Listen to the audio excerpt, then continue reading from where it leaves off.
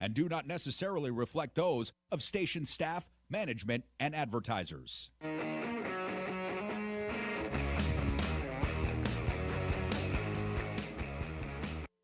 Everybody, what's up? What's going on? It is Pushing the Limits on a beautiful Thursday in Las Vegas. I don't know where all you guys are at. I'm just saying it's pretty hot out here, but it's pretty nice. I might spend some time at the pool with my white ass. I don't know. I might do that. SPF 90? Yeah. That is the voice and the face of Leonard Cardinal, who's going to be my co-host today, of course. Always a great pleasure to have Leonard here. We got a lot to talk about today. For those of you that are watching on the YouTube Super Chat, your questions and comments will be heard on there with your donations. Also, of course, pushingthelimits.live. The Really American Network. We're so proud to be a part of their network and what they're doing for all those people out there that are listening on their very large platform. We appreciate you being here as well. And we have a lot to get to and a lot to go over today, as I mentioned, Leonard. I do want to talk, of course, about the Maxwell situation and how it is furthering to appear that Maxwell was saying Donald Trump never did any wrongdoing, so she's sent to this Club Med facility and will probably get a pardon, if not a pardon, something more than what she's already received. So we will certainly be covering that. But I want to start with something that is obviously very serious to me, and I think it's serious to a lot of people out there, which is the fact that, so many people were affected by COVID. So many people sadly lost their lives because of COVID. And the COVID vaccines obviously saved a lot of lives. And it's the one thing that I'll give Donald Trump some credit for, which was called Operation Warp Speed. A lot of people, and listen, Donald Trump didn't do anything. It was the doctors and the scientists and the people that actually saved the lives. But it did happen under the Donald Trump administration, and I will give him credit for that. Now, as a whole, I give Donald Trump an F- on how he dealt with COVID. But now we're learning that Robert F. Kennedy Jr., the sicko who stages bear murders in Central Park and beheads whales and puts them on the top of his car, the lifelong cheater who has no medical experience at all, is now cutting $500 million in advanced research and development.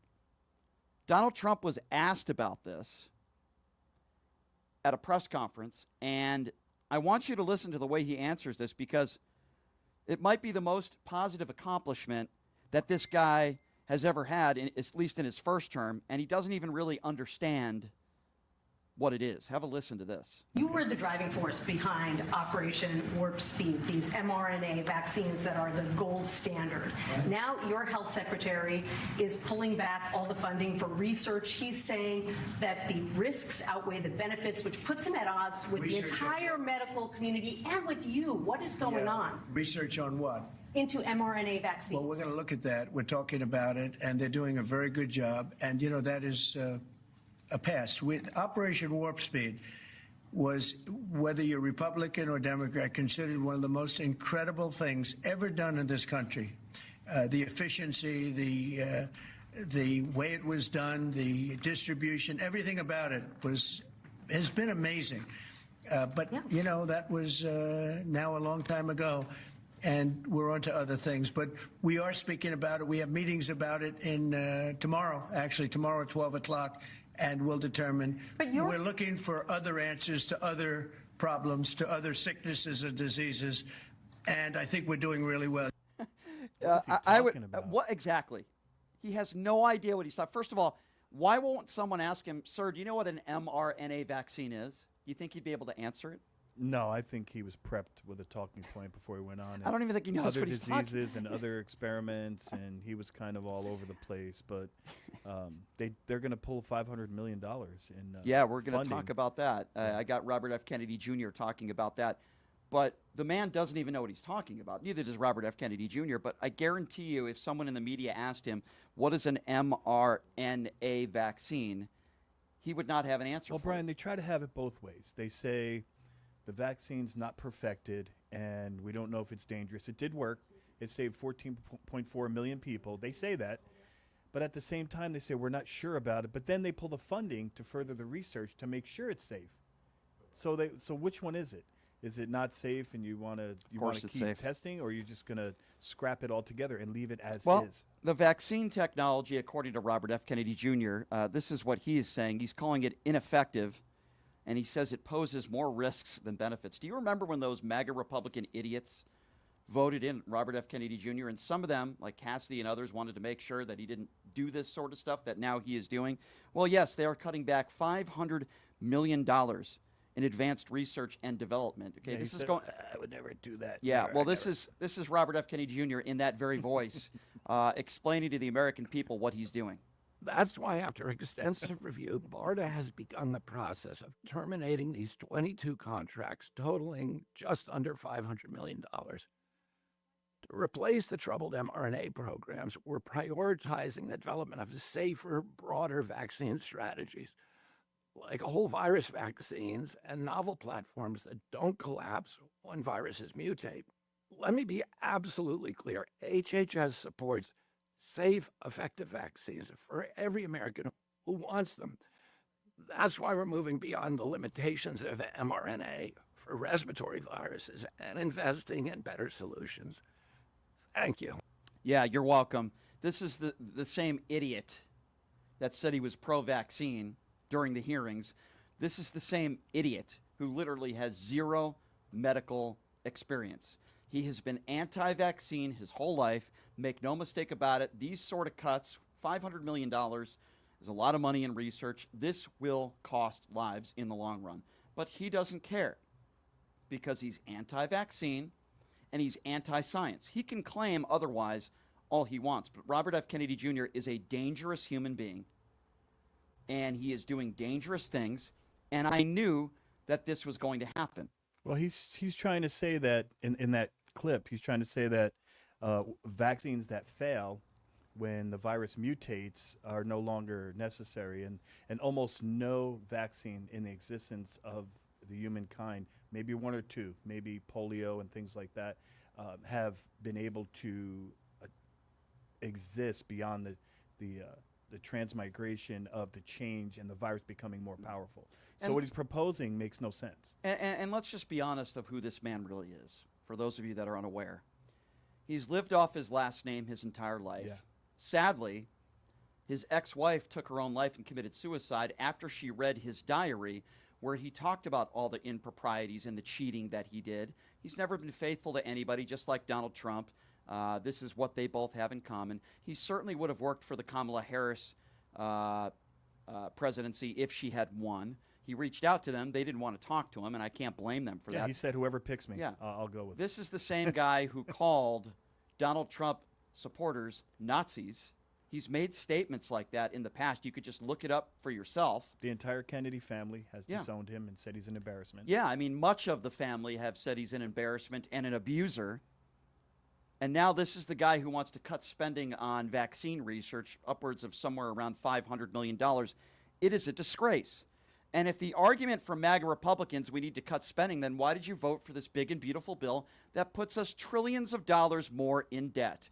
If you care so much about wasteful spending, then why is it that Donald Trump is playing golf on all of his own golf courses all over the world? Why is it that J.D. Vance is out there with his family, you know, water rafting or whatever the hell he's doing? What Costing, about the plane from Qatar? yeah, $200 million he's going to spend on a ballroom while they pull the SNAP program from children who are hungry. it's insane. And yet there are MAGA Republicans on national networks that are bragging about this ballroom. Can you be both, Brian? Can you be a conservative Republican and agree the big, beautiful bill was a good idea and add No. $5 trillion to the debt? No. Can you? You can call yourself a conservative and with no backbone and a liar, I suppose. But yeah, I mean, there's no chance. And then comes the topic of tariffs. And I got to say this, Scott Bessent made an appearance on MSNBC. And I like Eugene Robinson. I think he's very good. He's a very intelligent guy. There's not a lot of people on MSNBC that I say are really good, but I do think Eugene Robinson holds people to the fire, their feet to the fire, for lack of a better term. Stephanie Rule. Yeah, I want you to listen to this exchange because all Eugene Robinson is trying to get Bessent to admit and acknowledge is that the tariffs are paid for in the United States, not by foreign governments. But when you talk to most MAGA Republicans, it's cut and dry here, but they won't give you a straight answer. Look at the word salad. And when Scott Bessent at the end here finally admits it after being asked the same question multiple times, it is so pathetic. Have a listen to this exchange. There has been some confusion. So we've got a tariff of, 50% on Brazil now, I think. And so if someone here, an importer, wants to buy Brazilian products today or tomorrow and import them, they're going to pay 50% to the Treasury. And so who writes that check? Well, a couple of things. First, we could have substitutions, so there's very little that only comes from Brazil. It could come from Argentina, it could come from... right, but assuming it does come from Brazil, say, or it comes from any country with a tariff, who writes the check to the Treasury? Well, the check is written to the person who receives it at the dock in the U.S. Mm-hmm. The check is written by the person who receives it at the dock. So the tariff is paid in this country by the importer. Is that right? But the Brazilian exporter could decide that they want to keep market share. They could lower their price so that the full 50% of the tariff, say, and right, they can eat part of the cost. They can eat part of the tariff, which is what we've seen. Okay. But the check is written by the importer, right, at the dock. Yeah, and then the importer can pass it on or not. It is literally like pulling teeth to try to get a straight answer from Scott Bessent or really anybody in the Trump administration on who pays for these tariffs. And he finally got him to somewhat confirm it at the end there. If you notice how many times he had to ask him that question. So make no mistake about it. Every single time they brag about how much money they're making, the government is making off of these tariffs, ask them where that money is coming from. Yeah, it was a word salad sandwich, but he did point out that the importer pays for the tariff and then usually passes it on to the consumer. But, the listeners are out there. They go shopping at the grocery store, just like you and I. The same 2 bags of groceries that used to cost me $70, $80 at the grocery store, I'm like $150 now. Yeah. For the same 2 basic... I thought he said he was going to lower the prices. What happened? The MAGAs don't care. They really don't care. As long as the people that they don't like in this country are getting hurt, the people, the DEIs and the LGBTQs and the minorities, as long as they're getting hurt, I don't think the MAGAs care how much they have to pay or how many jobs they lose. Look at the grape farms in California. They have nobody to pick them. They're just hitting the ground, drying out. They're losing millions. Yeah. But tariffs are a great idea because Donald Trump. I don't even think Donald Trump understands tariffs. I really don't think he's a multimillionaire. He's a billionaire. He just likes the word. Yeah, he doesn't know how these things work. I love tariffs. Yeah. He said, "I love tariffs." But what do you love about them? I'm the smartest when it comes to tariffs. Many people are saying. Many people are this stupid and orange orangutan. He didn't negotiate anything. He didn't negotiate anything. 60 countries have been placed on tariffs as of last night. There's no deal. There was no deal made.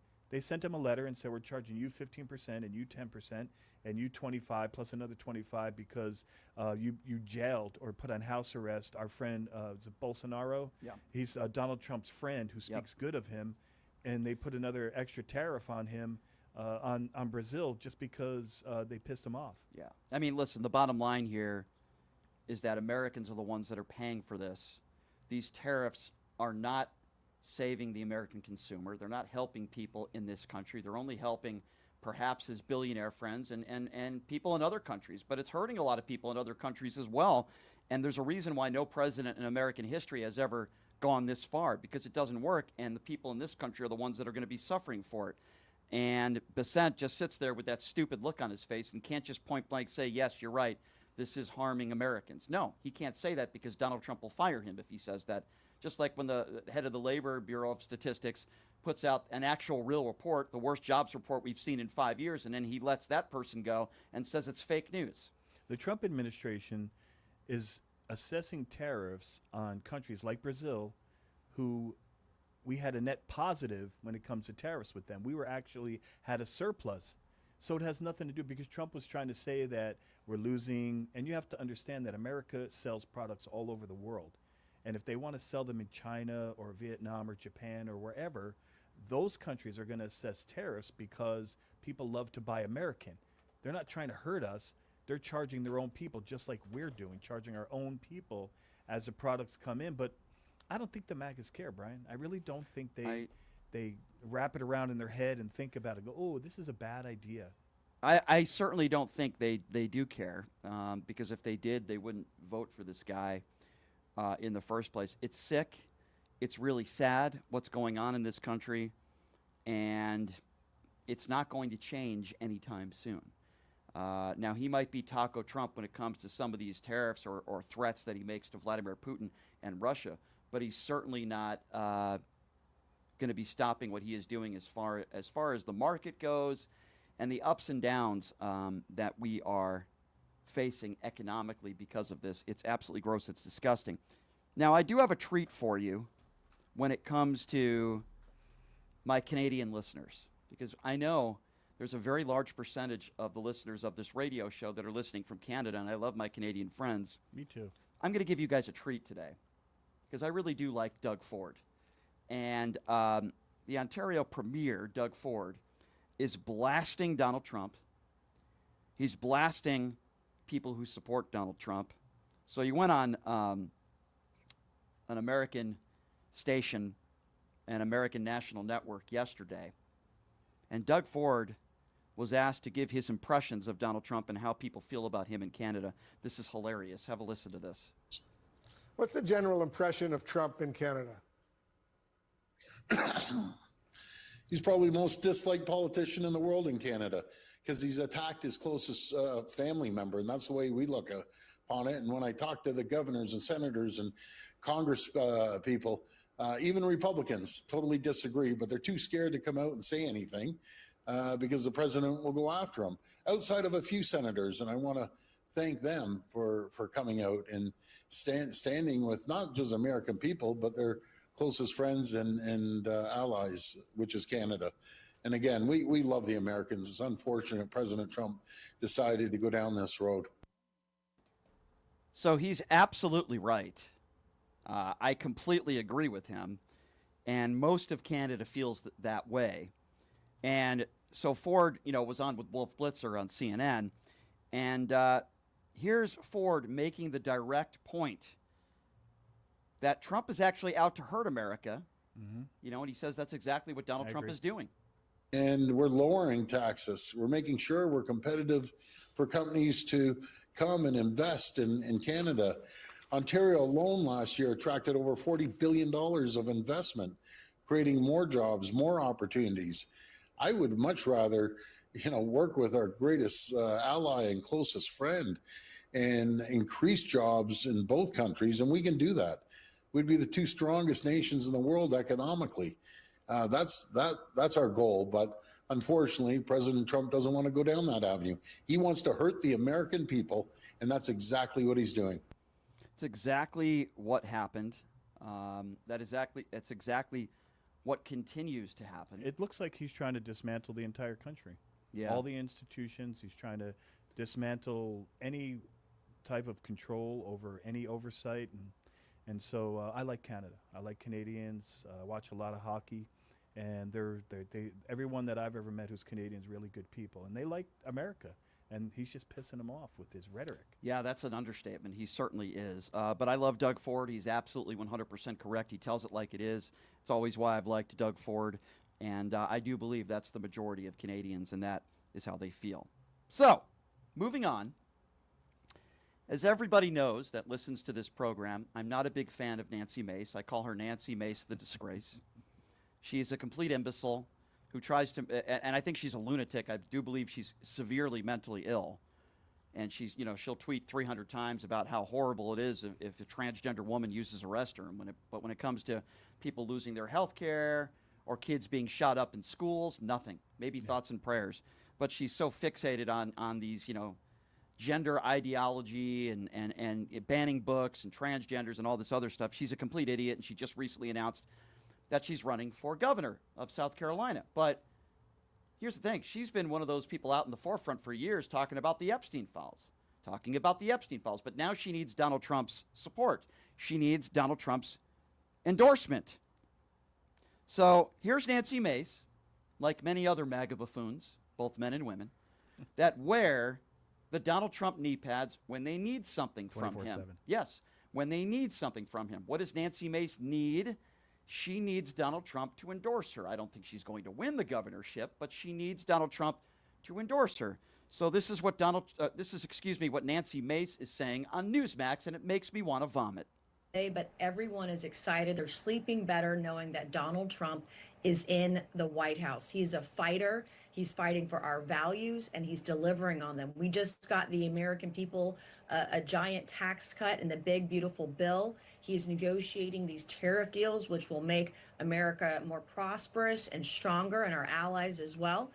And this is historic. I mean, he's going to go down as the greatest president in American history. Yeah, the greatest president in American history. Is there anybody that actually really believes that? I don't even think he believes it, because if you look at the numbers, he has the second lowest rating, and people were waiting to see how he would respond, but he's second lowest to Richard Nixon. Yeah.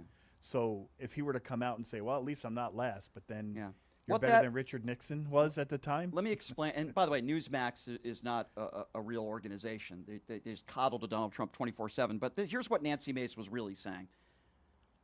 I'm going to perform verbal fellatio on you until the election, because I need your support desperately, because I know I already don't have any chance to become the next governor of South Carolina, but I need your endorsement if I have any chance at all. So again, I'm going to perform verbal fellatio on you no matter where I go, no matter where I speak. Well, as we talked about before the show, briefly, Nancy Mace is one of those conspiracy theorists. So they're saying, a lot of political pundits are saying the balance is she has to continue to want to see the Epstein files. She can't drop that, because she literally will not get elected. Well, wait a second. I thought the Epstein files were a hoax.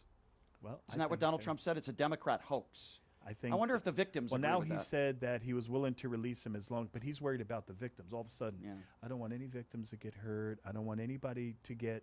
But what he's really talking about is he doesn't want him to get hurt, because you could easily redact the names of the victims and their information. Sure. And people want even people like Dan Bongino, yep. and even people like Charlie Kirk have said, Joe Rogan, they want everything except for the victims' names. Why can't they do that? Yeah, I agree with you. It's not. Listen, Dan Bongino and Cash Patel and everybody there, they know exactly what Donald Trump did. They know his name is in these files, and that's why they're hiding it, and we know that. But Nancy Mace doesn't stop there. If you really want to know what's the tops of Nancy Mace's priority list if she becomes governor, which I don't think she will. I can't imagine people in South Carolina are that stupid. There might be some, but not the majority. But Nancy Mace isn't talking, really too much about the economy. She's not talking about certainly all the gun violence in this country, or the fact that people are struggling to put food on the table, and that millions and millions of Americans are afraid that they're going to lose their Medicaid coverage. No. What is on top of Nancy Mace's mind? I'm not kidding. We have the audio for you. Taking and removing fluoride from water. Yes, that's what she's talking about on Newsmax. Have a listen to this. To remove fluoride from our water? Fluoride from water, I would support any action to remove fluoride from our water, and also ban chemtrails. Like, we should do that too. Other states are doing it. Tennessee, I think, recently did it as well. Florida just did it. We will follow. Again, I want us to lead. I don't want to be following, but if we have to follow other states until we get there, we will do it. But I support it. Yeah, there you go. I'm sure that that's on the thought of everyone's mind in South Carolina, fluoride in our She's water. just picking something that she thinks she can win on, and some poll. Well, told listen, her that I'll just important. speak to Las Vegas here real quickly.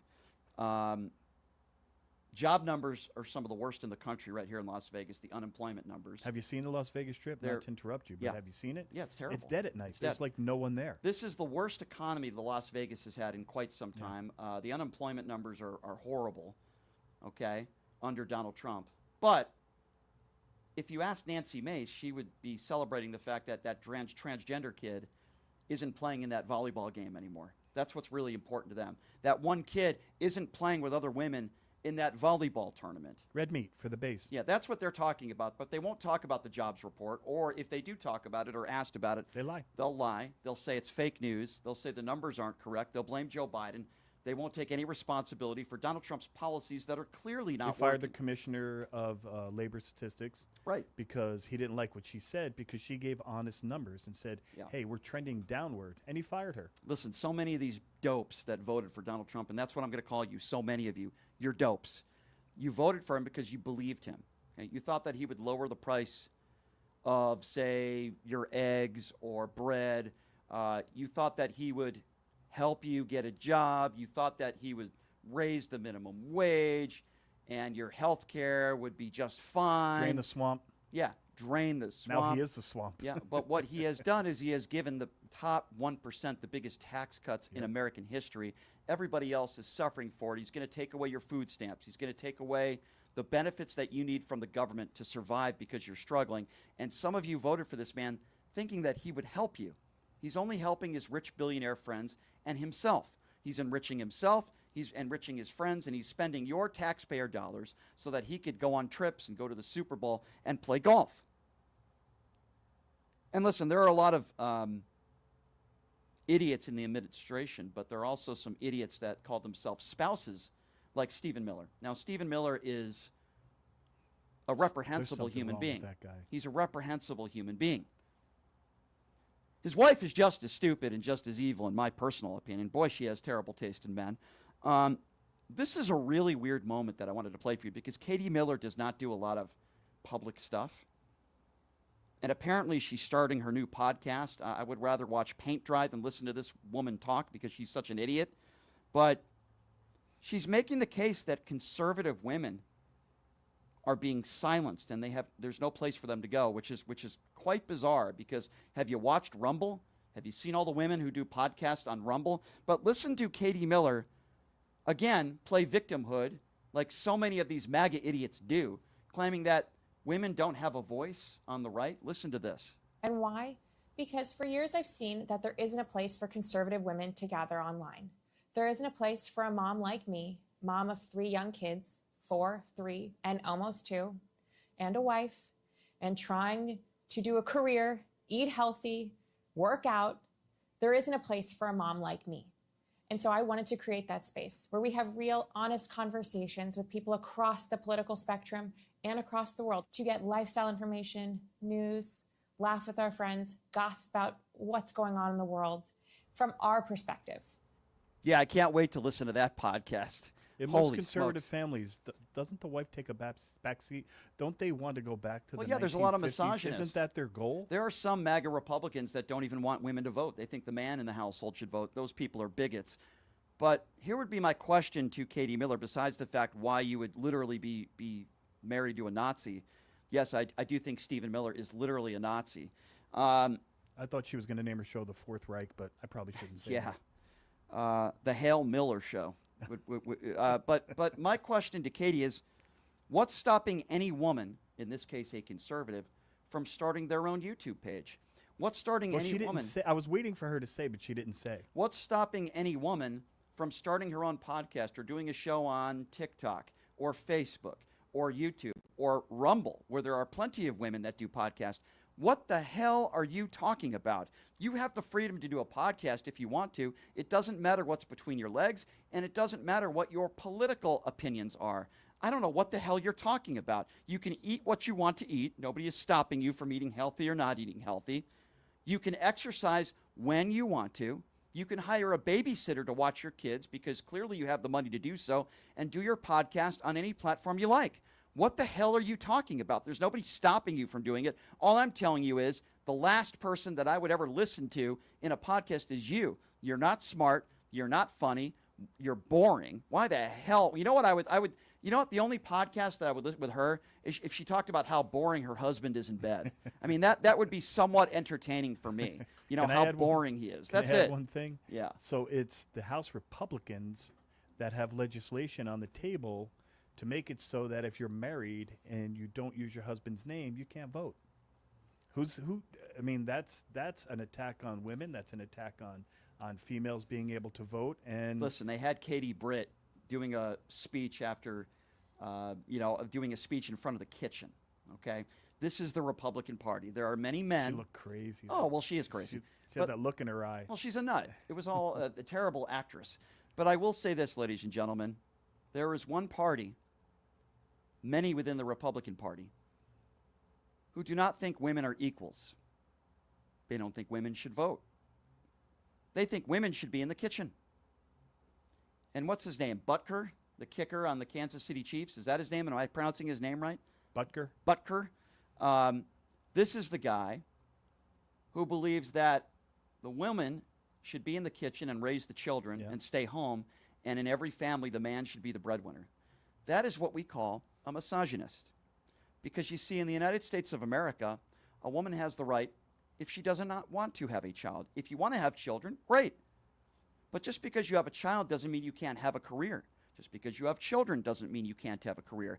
And you should have exactly the same rights as men have. But if you're in the MAGA Republican Party, you believe men are superior. You believe men are stronger, wiser, smarter. And I do believe Stephen Miller is one of those people. And for whatever reason, Katie Miller wants to make it sound like she's some sort of victim because she can't do her own podcast.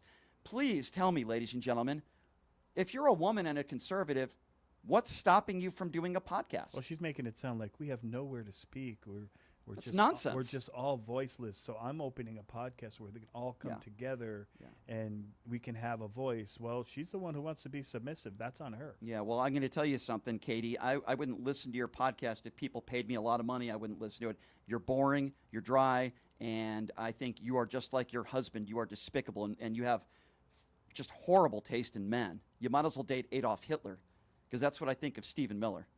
And yes, that's right, ladies and gentlemen. I said it. Then we go to somebody who I used to watch on CNN. His name is Chris Cuomo. Now, I'll be honest with you. I don't watch a lot of CNN these days. I watch a little bit of it because CNN has fallen off. They're not the same CNN they used to be. Yeah, so I'm bringing up CNN because, I don't watch CNN a lot these days. I watch it because I have to. I do the show, and I tell you guys, I watch Fox News only because I have to. And I watch CNN because I have to, and then I form my own opinions. But years ago, I actually used to enjoy listening to my friend, Don Lemon, who's a great guy. And then after Don Lemon, Chris Cuomo. And I thought Chris Cuomo was somewhat fair when he was on CNN. Wasn't perfect, he was. But he was somewhat fair. So I used to watch that 2 hours of television. I thought it was pretty good. I'll be honest with you. But Chris Cuomo, over the last few years, and correct me if I'm wrong, but I believe he's on News Nation.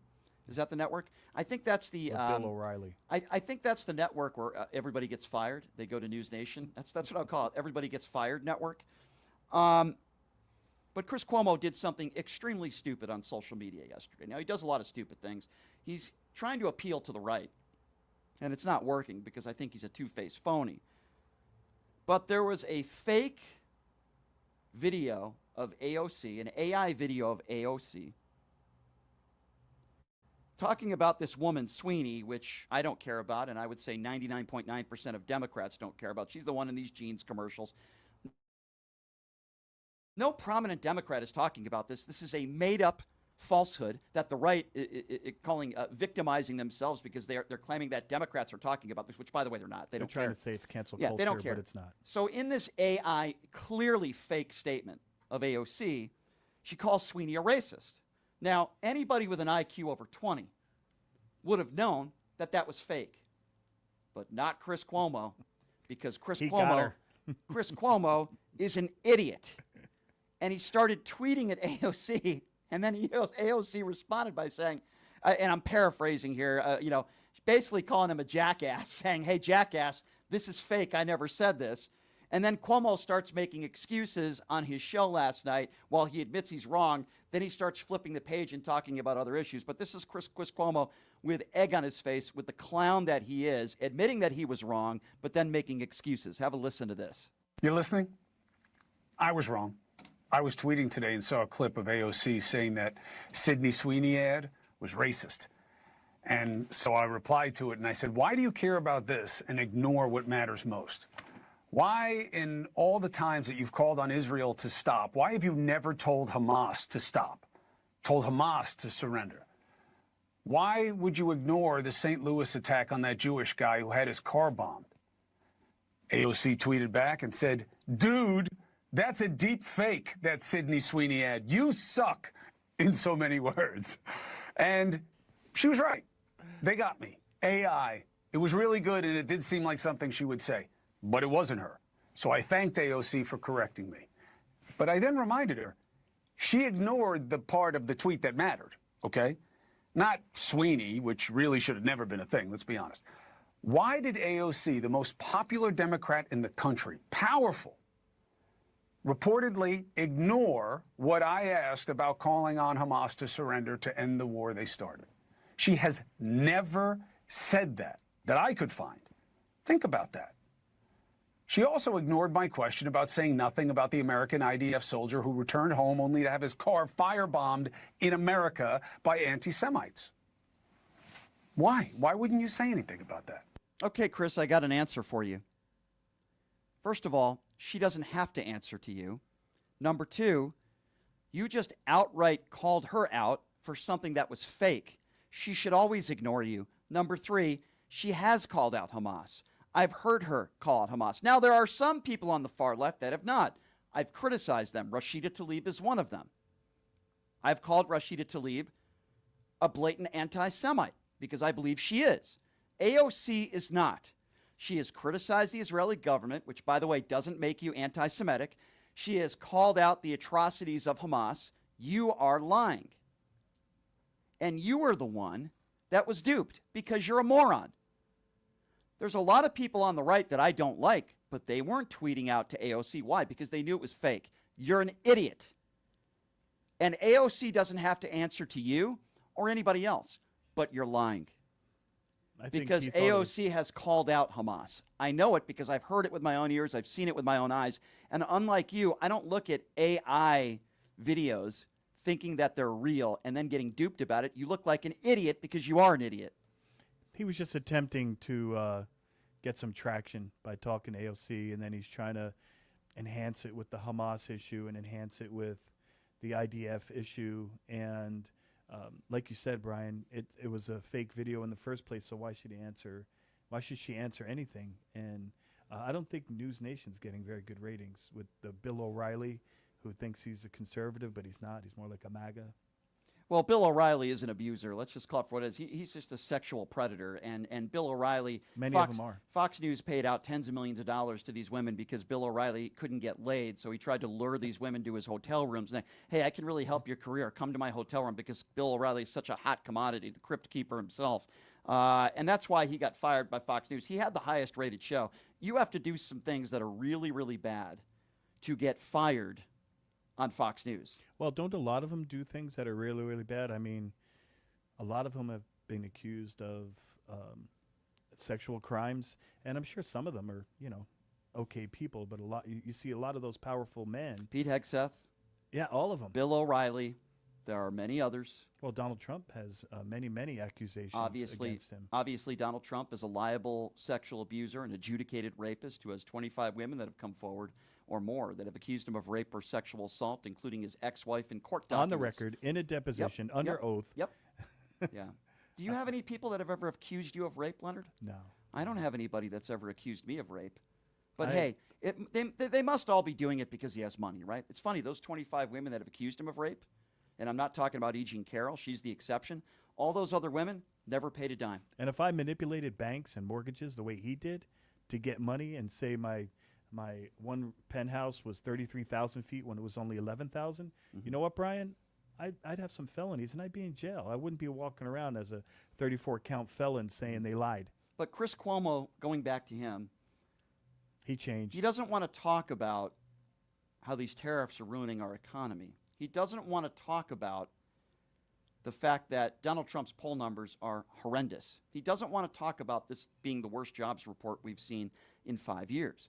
He doesn't want to talk about how Donald Trump's policies are not working and the war in Ukraine is still going strong. He said he would end that in 24 hours. And the Israel-Palestinian conflict is no better now than it was on day one when he took office. And all these innocent children that are starving and these innocent people that are starving in Gaza. And now Benjamin Netanyahu comes out and says, we're going to take over Gaza He says again. he's going to occupy the entire strip. Let me ask you, where are they going to put 1.2 people? Because all they've been doing was moving them north and moving them south. So if that's not the definition of ethnic cleansing, then what is?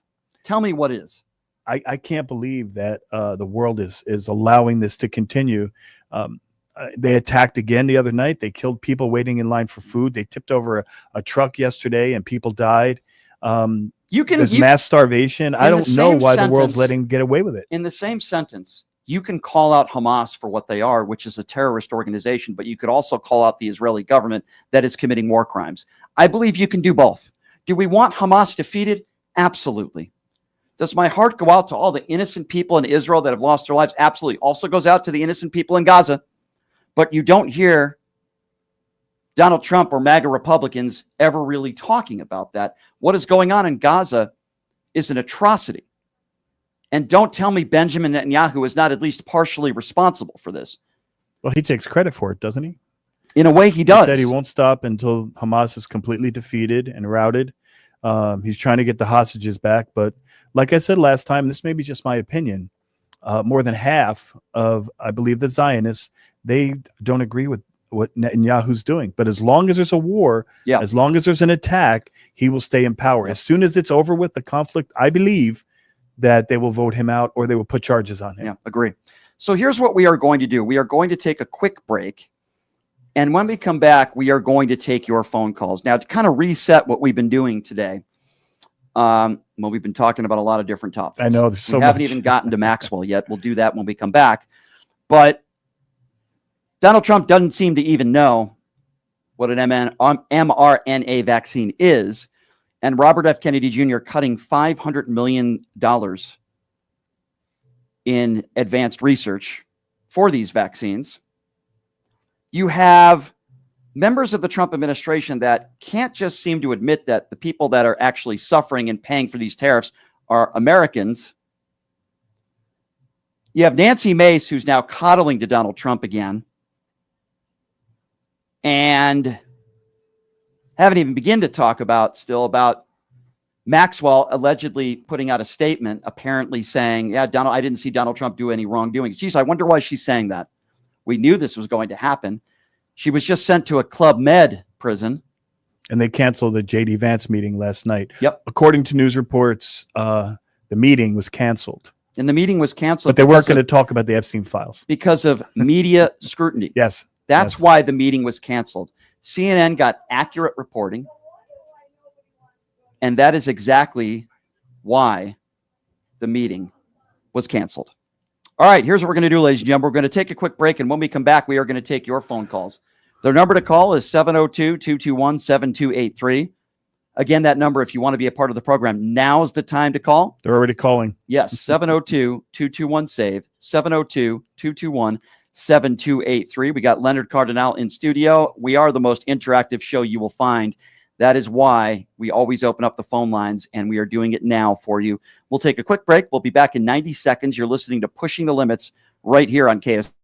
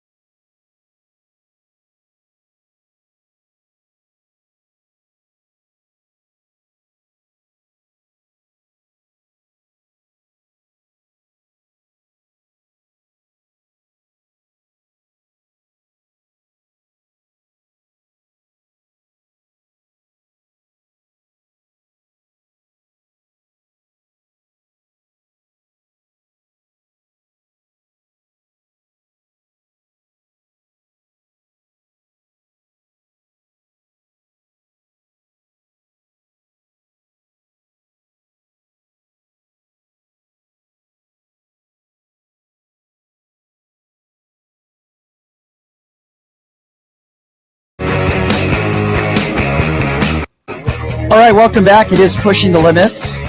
Thank you so much for joining us on a Thursday. So, we might be getting the 47th president of the United States on the show tomorrow. Yes, ladies and gentlemen, that's right. Donald J. Trump. Can't wait. Donald J. Trump. I called him Chump. I better not call him that tomorrow. Donald J. Trump might be joining us for 10 minutes on the show tomorrow, so stay tuned for that. I can't confirm or deny it, but we're working on getting him on the show tomorrow. The beautiful and talented Nicole Mitchell will be joining us on the show tomorrow as well. Ana Braga will be joining us in studio on Tuesday, and we got plenty of more special guests. I've been talking with David Pakman because he was supposed to join us. His wife just had a baby. So congratulations to David Pakman. So we'll get him on the show soon, but he's a little busy right now. His wife just had a baby, and congratulations to the Pakman family. We'll get Don Lemon on the show next week as well. Also, thanks to, and we gotta hit up this place, Jackson's Bar and Grill. Leonard I'm ready. And I got to go out there. I'm ready. They got some really cool promotions this month, including if you bring your TAM card in on a Tuesday and you earn 250 points on a slot machine, you're going to get $50 in free slot play. That is really cool, and that is celebrating everybody in that industry. Can I do one shout out real quick?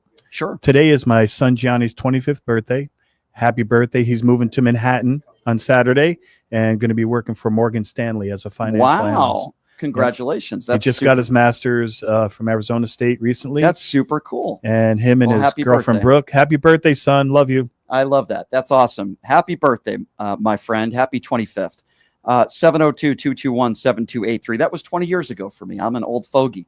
All right, let's get to the phone calls now. Obviously, there's a lot of people that want to chime in. Who are we going to first? Herb is first on PTL. Hello, Herb. Herb, are you there? Hey, Brian. Hey, what you doing today? You got that fake cop back on the show, I see, huh? Yes, that's true. Left-wing woke cop on the show today, huh? That's true, yes. Don't be afraid of the woke. Don't be afraid because we're smart. Ask him when you get fired again. How do we get fired? What did he say? I think he's talking to you, Leonard. Go ahead. I didn't understand. Say it again, Herb. Hey, man. How did you get fired from being a cop in North Las Vegas, huh?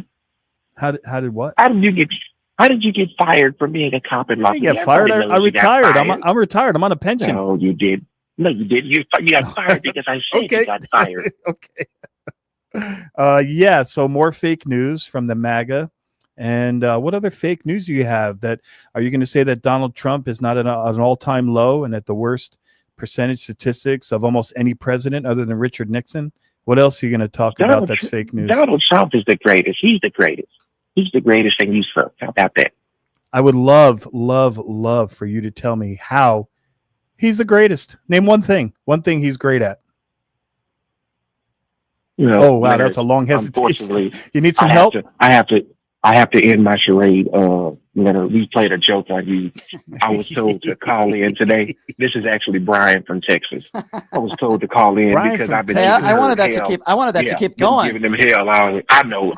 I can't really be talking because I'm in the doctor's office, but I couldn't help myself. That redistricting is going to kill Texas. Appreciate the call, Brian. Thank you. Thanks, Herb. You got Leonard there for a little. Brian. 702-2. What was his name? Brian. 702-221-7283. Let's go to Azakar. Azakar is next up on PTL. Hello, Azakar.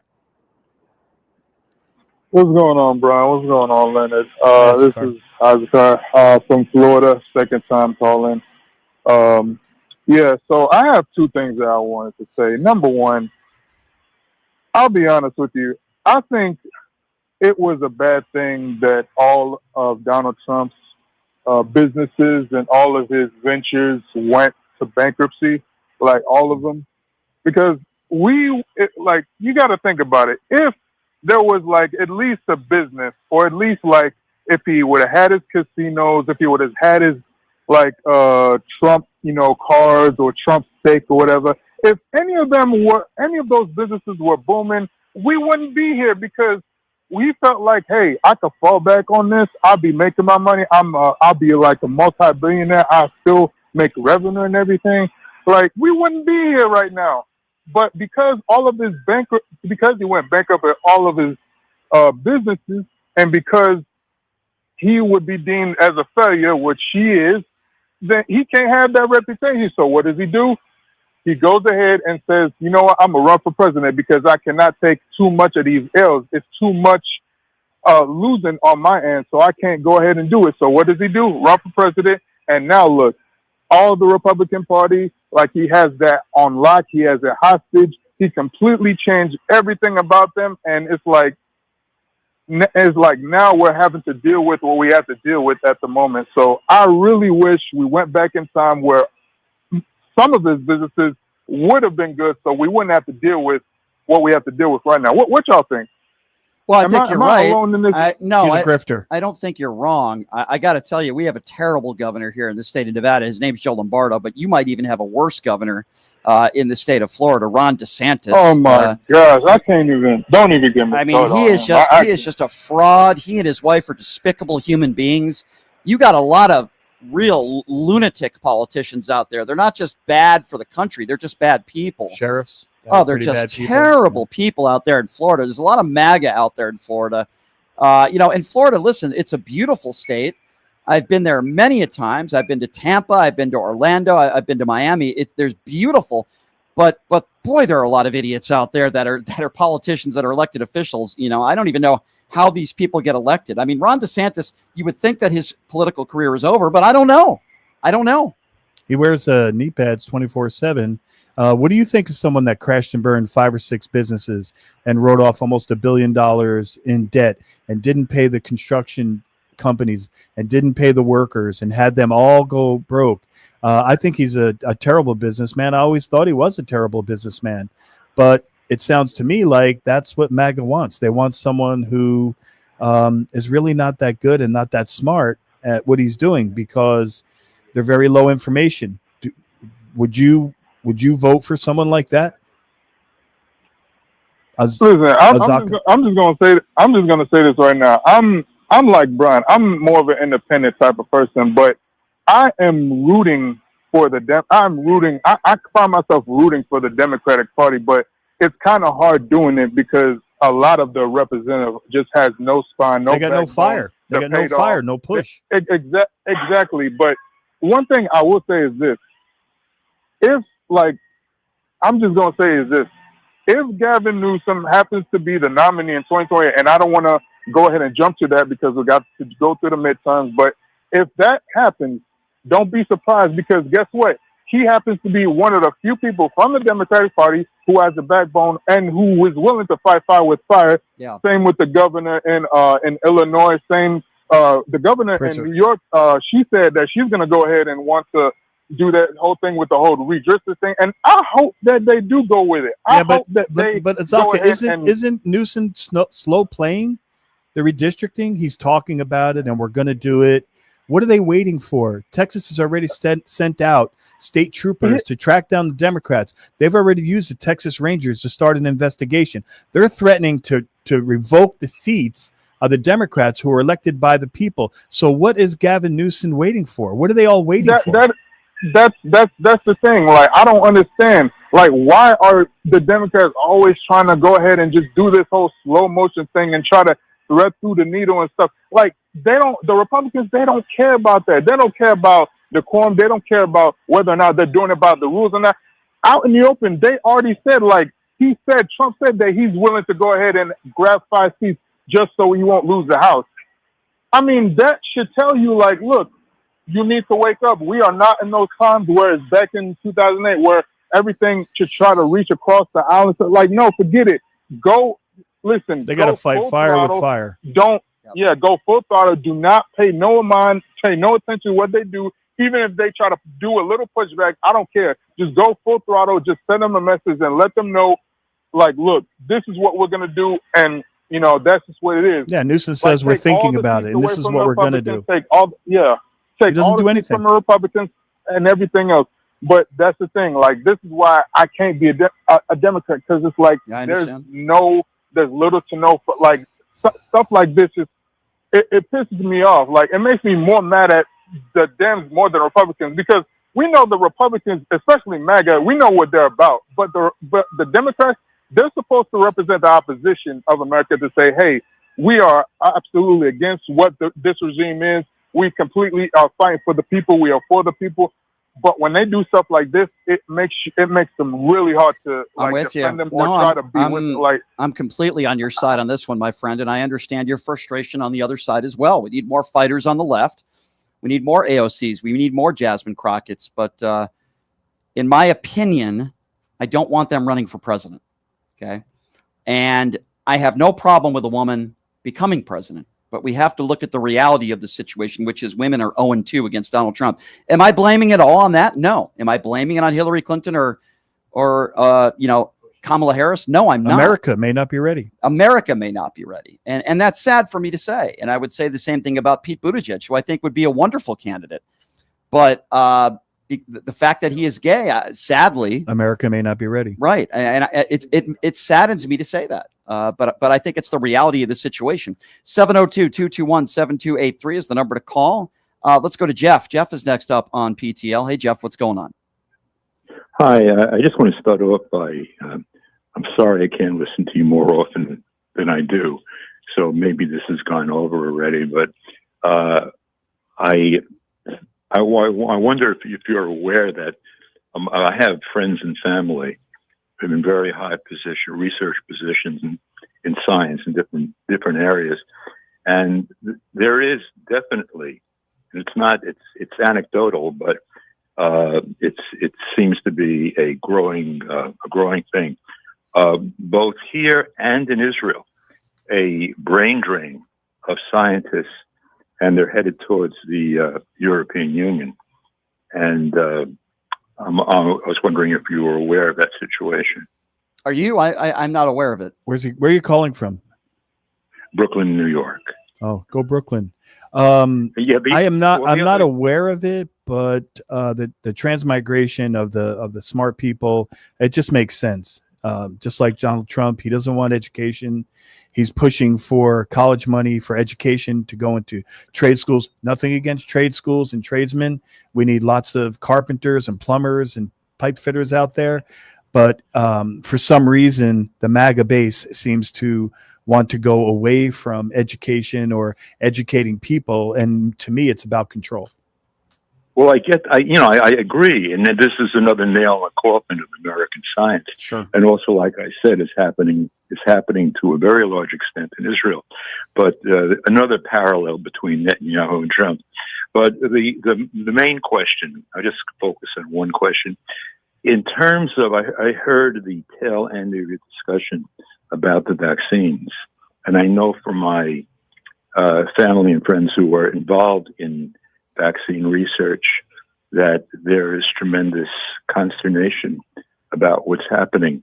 But what I don't know, and I was wondering if you did, does that mean that come the next COVID season, when COVID rears its ugly head, in mass numbers again, there won't be a new vaccine available to the American public? It's a good question. Let me try to answer that best I can. And I'm going to preface it by telling you a quick story and then another one.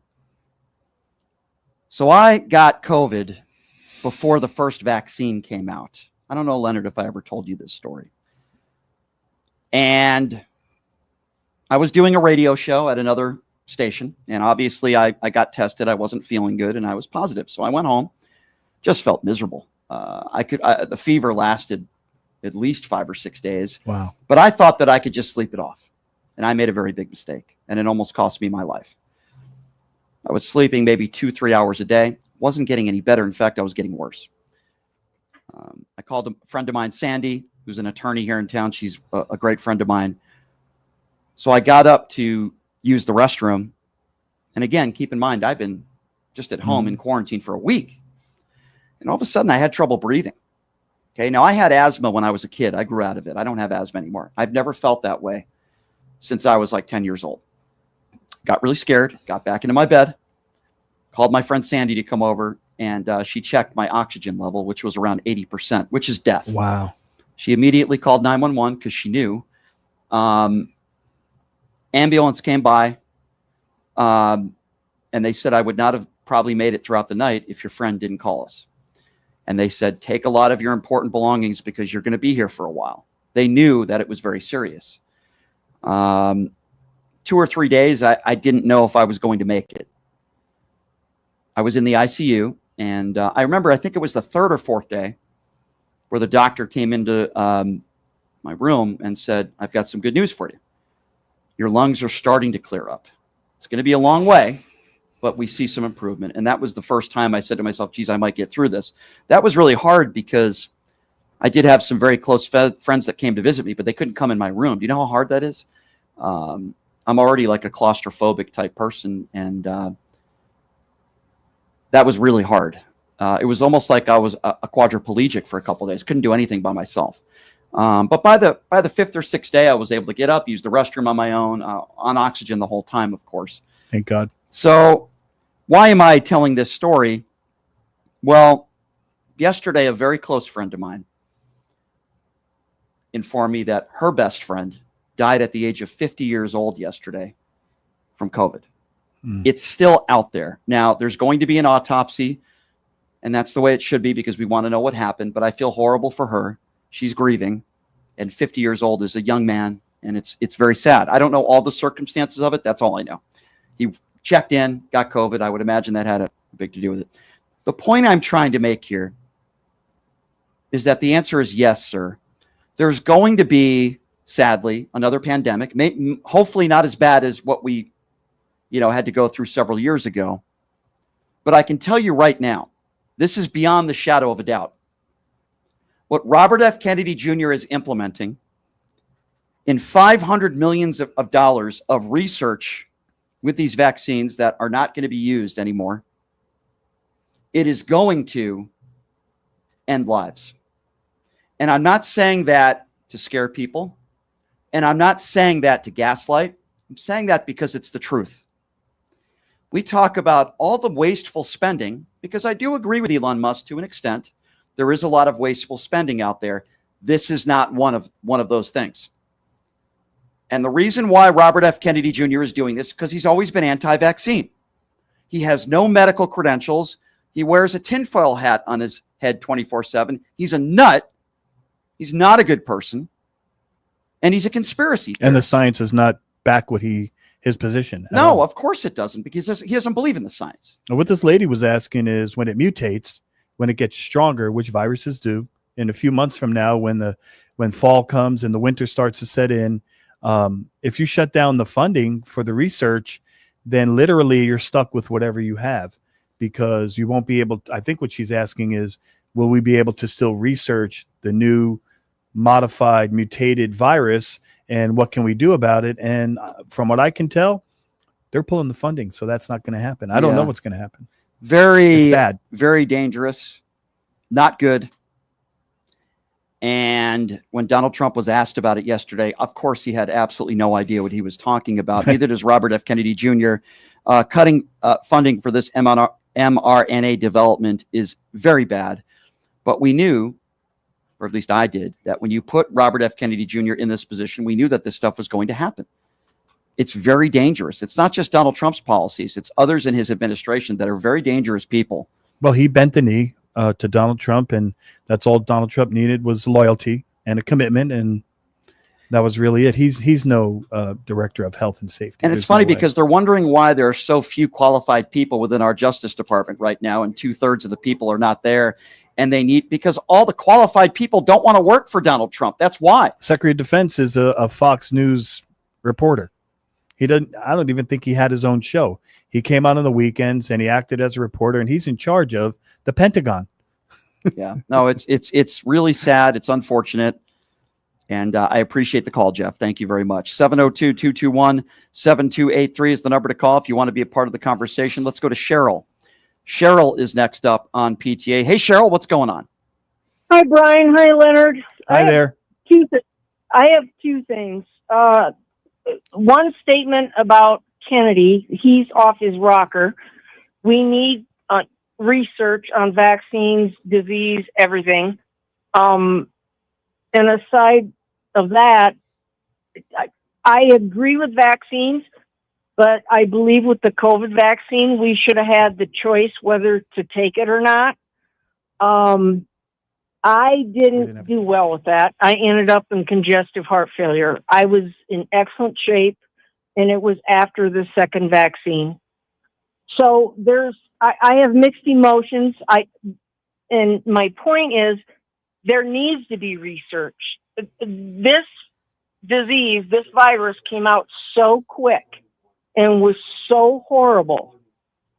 But we should have had the choice.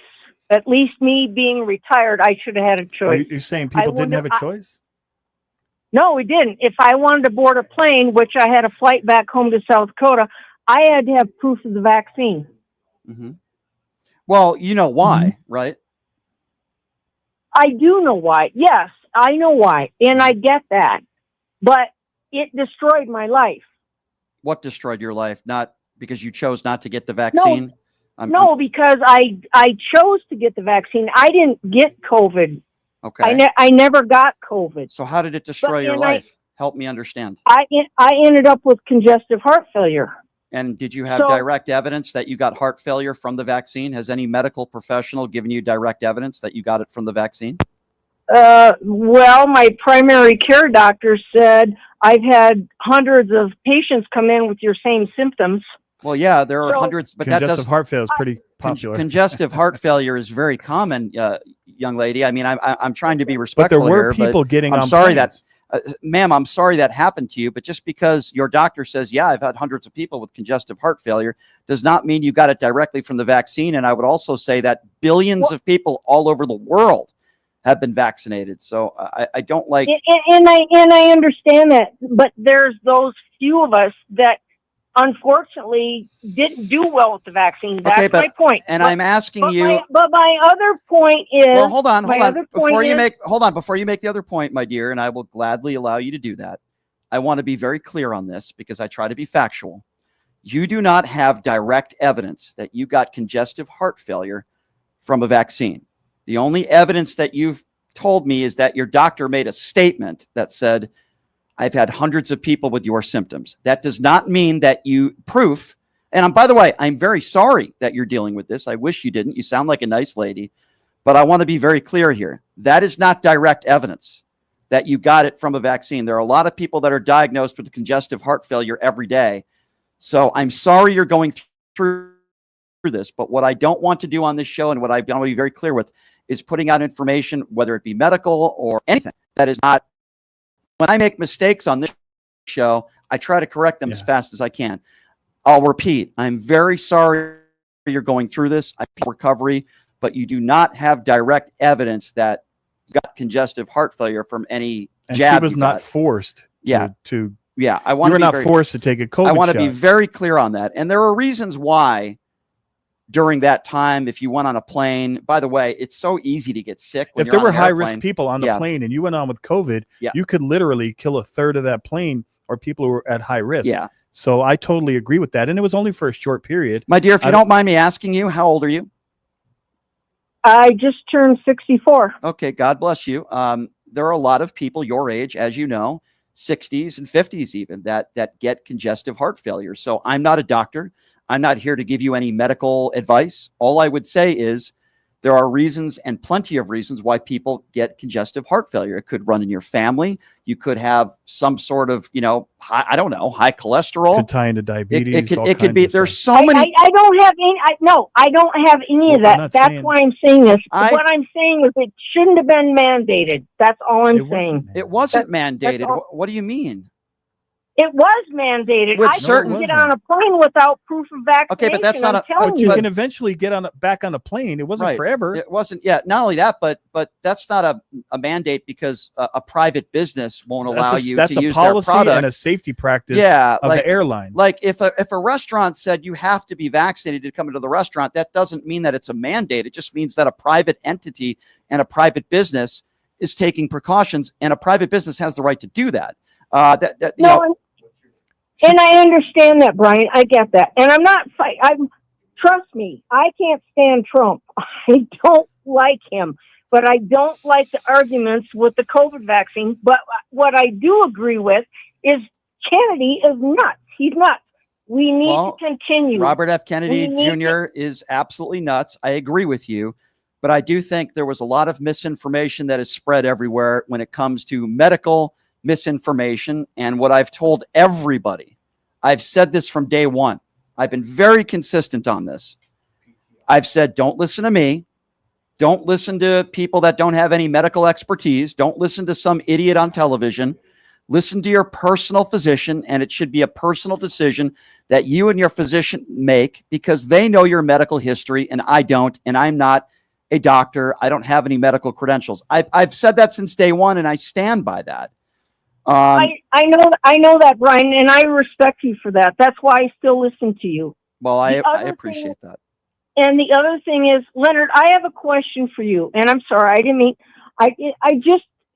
it concerns me. Everything concerns me. Leonard, I have a question for you. So, with President Trump recruiting new ICE agents, and now that Dean Cain has come out and said he's been recruited and he's now an ICE agent. I don't know. Did you see that? I did. And they have this new program now.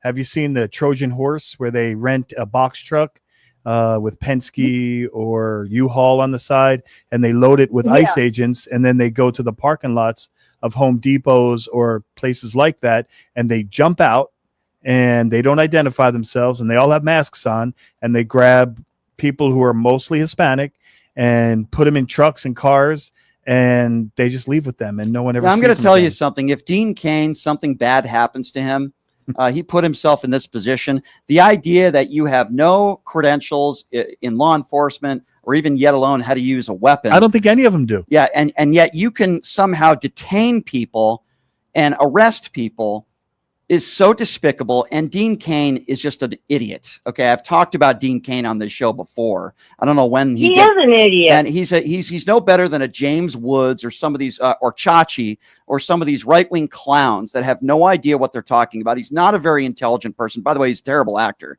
And I would say that somebody like that trying to arrest people outside of courtrooms or in front of Home Depot, it puts everybody in danger because he's not properly trained. He doesn't know what he's doing. And Leonard knows a thing or two about this because he was in law enforcement as a professional for decades.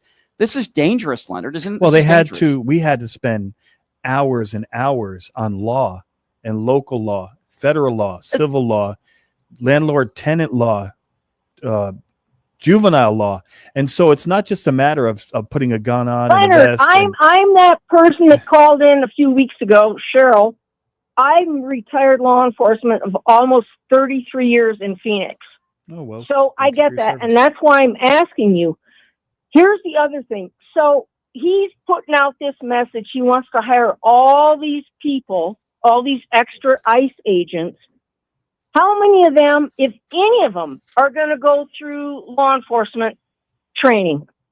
How many? I don't believe that they're going through much training at all. I think they're taking people like security guards and people who've read manuals, and they're taking people who just agree to do things the way they say you can do them. You have to understand, a police officer, and you know this, you have to have identifying patches. You have to have a badge. You have to identify yourself. We all have a personnel number. We all have our name on our uniforms. And if somebody wants me to identify myself, I have to. Can I ask you a question? It's our policy. Leonard? What would you say to Dean Cain right now? Like if you were sitting right next to him and you were able to have a conversation with him, and you're someone that's been in law enforcement for decades, and now apparently he's going to be an ICE agent with no training at all. I'm curious, what would you say to him? That he's not Superman. That's for sure. I think he's trying to get some attention. I would say that if he is dedicated to doing this, and he wants the attention, and he wants to go and chase down minority women, in some cases moms, grandmothers, children, that he should, if they won't train him, he's probably going to have to get some training on his own. But everybody thinks it's going to pay a lot of money and it's going to be fun. But what happens when there's a regime change? What happens when the Democrats or someone else takes over and all of these people have to answer for all of these crimes, the use of force? Who wears masks, Brian? In what country do police or people that say police, ICE on their back wear masks and not identify themselves? Can you imagine? Let me just give an example here. You're a mother who has several children. You're married. You don't have the proper paperwork. You're doing all the right things. You've been in this country for a very long time. You have a job, you pay taxes, and you're showing up in court because you're trying to get naturalized and you're doing all the right things to do that. And then some D-list actor who's not even in law enforcement tackles you to the ground, puts handcuffs on you, and you don't get to see your family. You don't even get to identify himself. You don't even get to say goodbye to your family. There are people in this country that are going through that right now with these cowards with scarves or whatever they're wearing, these masks on their faces. There are a bunch of cowards across the country that are doing this while families are grieving and suffering. Overwhelming majority of these people are non-violent criminals. I don't know about you guys, but this is not the country that I want to live in.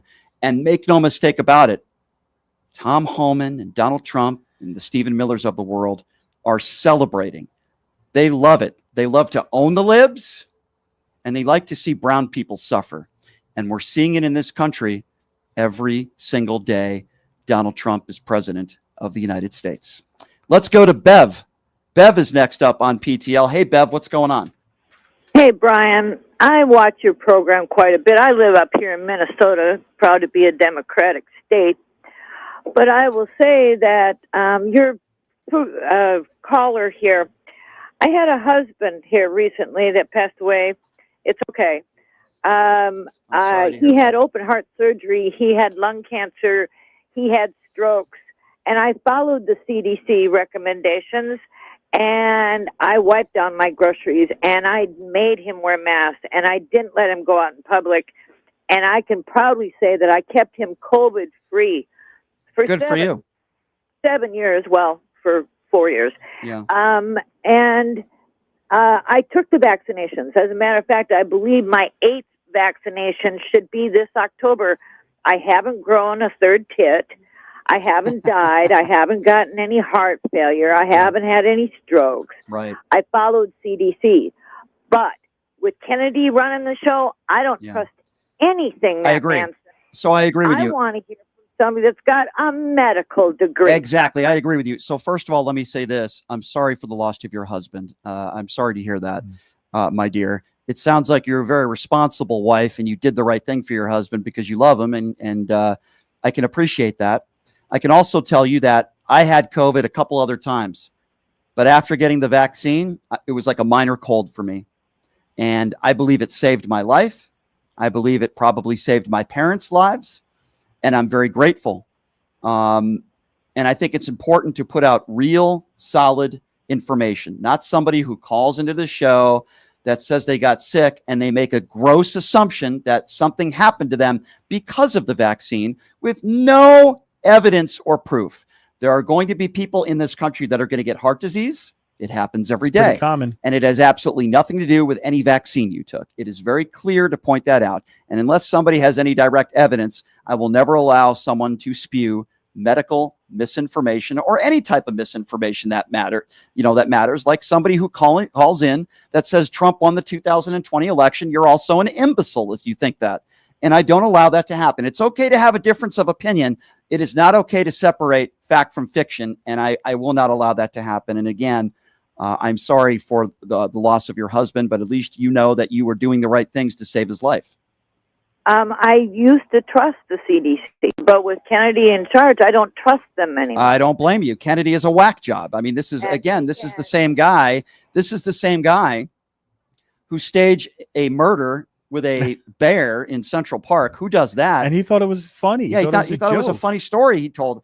And he beheads whales and puts them on the top of his car. And his kids were in the car, driving in the car with the windows open. So weird. Blood coming in. Yeah, his family, members of his family have called him an abuser. Which if you remember, just quickly, Brian, if you remember, one of the first few times we met, we were at interviews for the governor of Nevada. Do you remember that? Yeah. And you were the mediator. Mm-hmm. And some of the participants and some of the candidates tried to spin COVID in a negative way. Well, here's what Leonard's referring to. I forgot about that for a little bit. I probably should, but I don't think so. I volunteered to be a moderator of a gubernatorial debate that took place years ago. And I was on the panel. And you were on the panel. And there were two moments in that debate where I jumped in because it was fact versus fiction. And when you're a moderator, it's not your job to share opinions. It's your job to separate fact from fiction. The first time I interjected was when a stupid lady, I won't a MAGA stupid imbecile lady who ran for office and got 1 or 2% of the vote, thank God, asked a question to the panel and said, do you believe Donald Trump won the 2020 election? I mean, at least half the candidates said yes. I interjected and I said, there is no evidence. This is all I said, by the way.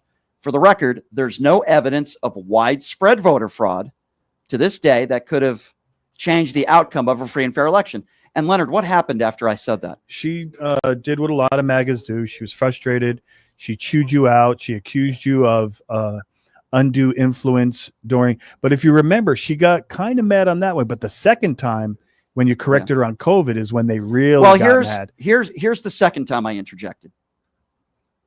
One of the people that was running for office, I don't remember who it was, but somebody on the panel that was running for office in this gubernatorial or whatever it was, debate, whatever you'd call it, called COVID a hoax, just like Donald Trump calls the Epstein files a hoax. Mm-hmm.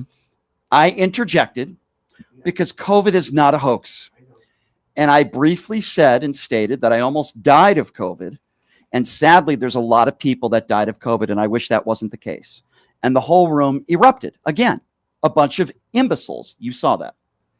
Yes, and it escalated because you were accused of trying to impart information and answer questions. And you corrected them. You said, I'm not answering questions. I'm just putting out facts. And they said, that's not your job. And you said it was. And then afterwards, the chairman came up to me and said, what'd you think of that exchange? And I said, he's a mediator. The mediators are not there they're not going to answer questions, and they don't have a political view. But if it's factual and it's objectively true, which it was, but they were very, very, why were they so angry? Why did they get angry instead of just accepting that all you were doing was providing facts? Well, I'll say this, Leonard. That was a group that is supposed to support veterans. And when I heard that word, I was willing to do whatever I could do to help that organization. But as I learned, I've met some very nice people in that organization. But there are people within that organization that are very ignorant people, that are conspiracy theorists and very, very far to the right. And I did not want to be a part of that. And I will not be a part of that organization ever again. I thought I was doing a nice thing by donating my time. I never got paid $1 to do it. And I would never ask for anything. I did it out of the goodness of my heart. But that moment was the moment where I said, okay, I'm not going to do this anymore, because I'm not going to have people a part of this organization that are screaming at me, that are idiots with an IQ of 20, that are conspiracy theorists. And sadly, the lady that we are talking about that was rude to me, and by the way, she wasn't the only one that day, she was one of them, is a complete imbecile. No, after the fact, and not to interrupt you, there were several people that were mingling and talking about how wrong that was. And I obviously took the opposite. And what brought it to mind was how you're explaining to the callers that you're not trying to sway anyone. You're just providing facts. You're saying factually the mRNA vaccine saved upwards of 14.4 million people. That's a fact.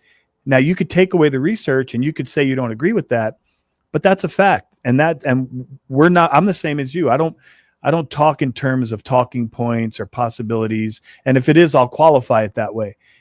We talk in terms of facts, and that's what brought it to mind. Absolutely.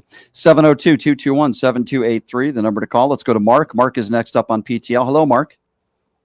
Hey, Brian. Leonard, always nice to hear from you.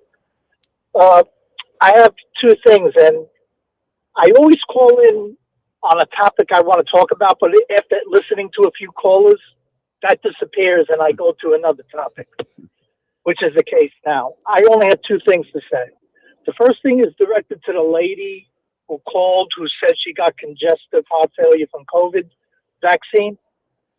Ma'am, I was in the medical field all my life. And if you have absolutely no underlying conditions, as you stated, and you were in perfect health, and a doctor looked at you and said, oh, you got congestive heart failure from COVID, I'd find another doctor, because he's full of crap. And you didn't get it from COVID. You had some underlying condition, if in fact that's true. The other thing I want to mention is that you're right. MAGA doesn't care about anything other than owning the libs. And I'll give you, for instance, and I've noticed this. let's say on the last day that Biden served, and I'm talking about, let's say every gas station in the country, the price of a gallon of fuel, let's say, I'm throwing a number out, was $3.19.9. And now Trump gets in, and on the first day, he says, I lowered the price of gas, and it was all the same price. They would all scream and say, look what Trump did. He just lowered the price, even though you're paying the same. Look what they're doing now. They're saying the price of groceries is going down, gas is going down, and everything, the unemployment's going down, inflation is going down, when in fact everything's the opposite. So it is true that no matter what you do or what you say, MAGA is going to believe, because racism tops everything. I agree. And that's what Trump is. Well said, Mark. I completely agree with you. They don't even need facts anymore. They don't care. 150%. By the way, I want to remind everybody, your questions and comments can be heard in the YouTube Super Chat. So this is an independently owned radio show. I am independently owned media. And just as I say that, we have a donation, which I appreciate. Bitcirker says, can I commit a crime and just say I'm running for president and get off? Well, that appears to be what's going on in this country right now. He didn't get off until he became president. That's true. So you would actually have to become president.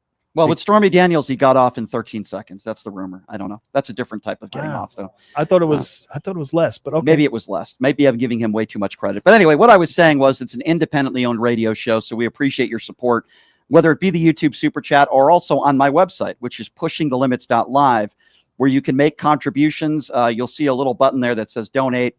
$5, $10, $20 a month, whatever you can afford. We greatly, obviously appreciate it. Helps us keep doing what we're doing here. And of course, as I mentioned, the YouTube Super Chat. Thank you, Bitcirker, for your support. All right, let's get back to the phone lines. Let's Hopefully go to Will. Will is next up on PTL. Hey, Will, what's going on? Hey, Brian. Listen, I just wanted to touch real quick. This is something that really infuriates me about COVID. I remember back when it broke out, people were really scared, and there was a lot of misinformation. There was a lot of people that didn't trust the vaccine. They said it wasn't going to work, and a lot of misinformation was there. I went to my doctor, and me not being the doctor, I have a young daughter and family that I have to take care of, and I asked them, what's the deal? My age. I'm in my 50s. Is it safe to take it? He said, absolutely. He told me, and you can look it up, it's a form of SARS. It's a SARS virus. SARS virus was discovered in the early 2000s. It has been studied for over 20 years. A lot of misinformation. They said, "Oh, they pushed it out. It's not tested. It's going to kill people." No, it's farthest from the truth. My family and I have gotten COVID twice. After taking the, twice we got the 2 shots that you had to take at that time. And I even asked my doctor, should I get a booster? He's like, no, you're in great health. You shouldn't have to. That's only for older people that have underlying conditions. And we got it afterwards, all 3 of us. And very, very light symptoms. My daughter was fine in the day, thank God. I had it for 2 days, like a slight headache, a fever for a day, and it was done. Mm-hmm. This misinformation, and it infuriates me, the misinformation that gets thrown out there costs people's lives. People should get vaccinated. I'm a firm believer of vaccinations. Even when our daughter was very young, I asked them, the vaccinations when children are very young, they get a lot of them. Should it be spread out? This, that, and the other. He's like, listen, that all those conspiracy theories that you hear that causes autism, this and that. I have 2 kids. All their vaccinations. Well, here's the bottom line. Here's the bottom line. I think you'll agree with me on this. MAGA Republicans seem to be experts and medical professionals with no experience, by the way, when it comes to COVID, when it comes to vaccines. They're all medical experts, and they're all experts when it comes to election integrity, They're all experts there. It doesn't. They're experts when it comes to transgenders, the economy. They're all economists. Like, these people have no shame. And anything that makes Donald Trump look good and MAGA Republicans look good, all of a sudden they're experts. You know, they want to throw Dr. Fauci in jail. They want to throw Hillary Clinton in jail and throw away the key. But all of a sudden, Donald Trump is in the Epstein files, and there's really nothing to see here. Just because you're in the Epstein files doesn't mean you're a pedophile. These people have zero credibility. They're dangerous. Nobody should listen to them. And I said it before, and I'll say it again. This is a personal decision that you should have made or could make with your own personal doctor or physician. And unfortunately, there's a lot of misinformation out there, much of which is from these right-wing idiots who have absolutely no idea what they're talking about. I remember Herman Cain. I've interviewed Herman Cain before. I met Herman Cain before. Nice guy, but this is a guy who suffered from cancer. He recovered from it. He shows up to one of Donald Trump's rallies during the heart of the pandemic. He should have never been there. No mask. And he gets COVID and he passes away. Yeah. And it just... Yeah. And I say to myself, I'm sorry that this happened to this man. He has a family, but he did it to himself, and it's like this comes down to logic and intelligence and science. And if you're not willing to do that, then it's very difficult to have a conversation with you. My whole family was vaccinated and it protected us. Very little side effects. I had COVID way in the beginning, I think before they even had the vaccine. And like Brian said, I felt like I was dying. I was in bed for 4 days, high fever, couldn't breathe too well. And so I survived it. But like Brian was saying, I think if the Democrats were against vaccine, the MAGAs would be for it. I think they just want to be opposite of whatever common sense says. Thank you for the call, sir. And I'm glad you and your family are healthy and doing well. And obviously I agree with what you said there. Well stated. 702-221-7283. Let's go to CJ. CJ is next up on PTL. Hey, CJ, what's going on? Well, I was going to talk about the people claiming that the current guy won the 2020 election. Mm-hmm. Well, I'll just quickly mention that. 22nd Amendment basically says that if he had won the 2020 election like they insisted he did, he wouldn't be eligible to be president now. No person shall be elected to the office of president more than twice. But CJ, you're right. But it's like I've been at the point the last couple of years where it's like I don't even talk to these people.